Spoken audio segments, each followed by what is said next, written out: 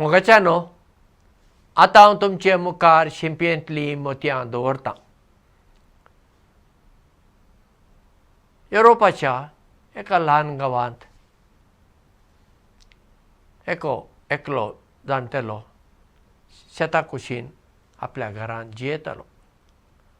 एक दीस ताणें अशें पळयलें थंय शेतांत जायते भुरगे खेळटाले.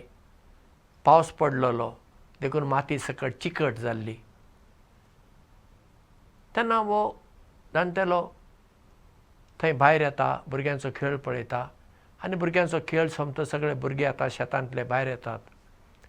तेन्ना ताका दिसलें एका भुरग्याच्या पांयांत मोचे नात. तेन्ना तो त्या भुरग्याक आपयता आनी म्हणटा, तूं पांयांक मोचे नासतना असो खेळूंक गेलाय? पांयांक कितें लागूं येता? तुका दुखापात जावं येता? तेन्ना तो भुरगो म्हणटा, हय हांव जाणां, पूण कितें करूं? म्हजे मोचे पोरने जावन पाड जाले. आतां बेश्टे सॉक्सूच उरलात.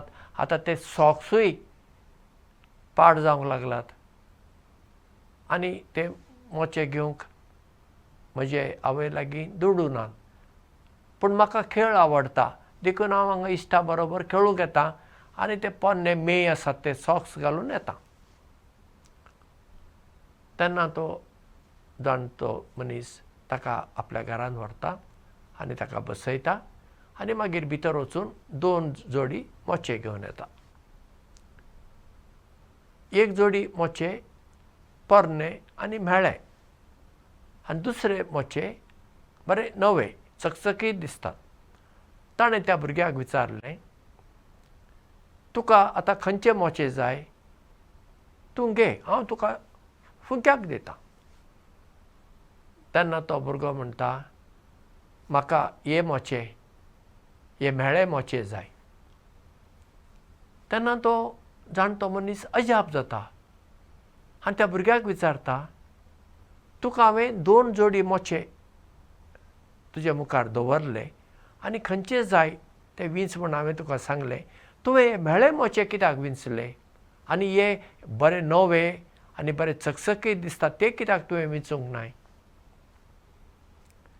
तेन्ना तो भुरगो म्हणटा, अंकल, हांव काम करतां आनी अशें सांजेचें खेळटां आनी सगळे म्हजे पांय म्हेळे जातात. हांवें हे नवे मोचे घेतले जाल्यार नवे तेय म्हेळे जातलेच, पूण हे नवे मोचेशे दिसता ते सिंथेटीक हांतल्यान तयार केल्यात. हे पोरने मोचे चामड्याचे आसात. ते म्हाका बरे दीस येतले देखून हांवें हे विंचले. तेन्ना तो जाणटो मनीस ताका म्हणटा, भुरग्या, तूं खूब शाणो, तूं खूब हुशार. तुवें हे पोरने मोचे विंचले ते बरें केलें, कित्याक ते चामड्याचे मोचे. जरी ते पोरने आसात, म्हेळे आसात, पूण ते तुका बरेच दीस उपकाराक पडटले. भुरग्या, उडास्तोवर आमच्या जिवितांत आमकां लोक ह्या पोरन्या मोच्या भशेन पळयता आनी आमकां करता. ते आमकां सकयल्या नदरेंतल्यान पळयता कित्याक आमी हातान वावर करपी मनीस. ते आमचेर टिका करता, आमचें बरें उलयना, आमकां सहकार दिना, आमकां सकयलच दवरता. हें सगळें ते करता. तेन्ना आमी भिवची गरज ना. ते कितेंय म्हणू, कित्याक ते म्हणपाची मेकळी तांकां आसा. पूण तुवें ह्या म्हेळ्या मोच्या भशेन चामड्याचे मोचे कशे जावंक जाय, कित्याक चामड्याचे मोचे सोंपेपणी पाड जायनात. कांय वर्सां ते येतात. तशें तुवें भितरल्यान घट जावंक जाय.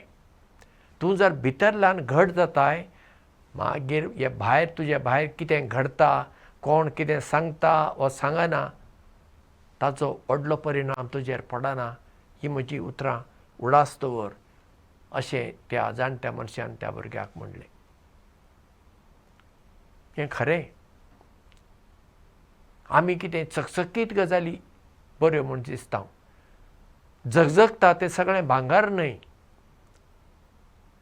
आनी जें कितें पळोवंक बरें दिसना तें कितें वायट अशेंय न्हय, तें तपासून पळोवंक जाय. त्या भुरग्या कडेन सारकी पळोवपाची नदर आसली, ताका फरक कळ्ळो ह्या दोन जोडी मोच्या मदें कितें फरक आसा तो ताका समजालो, आनी देखून ताणें ते पोरने मोचे म्हेळे कशे दिसतात ते विंचले, कित्याक ते चामड्याचे आसले आनी ताका चामड्याचे मोचे जाय आसले.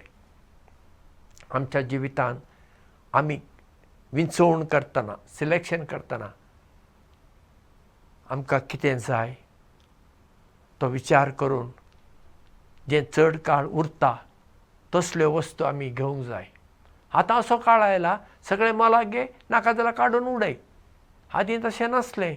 आदीं त्यो वस्तू दुरुस्त करताले, रिपेर करताले आनी परत वापरताले. आतां तशें कांय ना. हाड, वापर, जेन्ना तुका नाका भायर मार आनी परत दुसरें हाड. अशें हाडप आनी भायर मारप ही संस्कृती आतां दिसान दीस वाडत चल्ला आनी हाका आमी सगळीं बळी पडटा. पूण इतलें आसून सयत आमी जें कितें आमच्यान करूंक जाता, जें आमकां कितें गरजेचें तितलेंच घेवंक जाय. कोण आमकां दिवंक तयार आसा म्हणून गरज नासल्यो वस्तू आमी घेवच्यो न्हय, आनी घेतल्योय जाल्यार त्यो आमी आनी कोणाक दान दिवं येता. तर आमी त्या ल्हान भुरग्या भशेन शाणीं मनशां जावया, हुशार मनशां जावया. आमकां कितें जाय तें सोदून काडून तें आपणावचीं मनशां जावया. देव बरें करूं आनी मोग आसूं.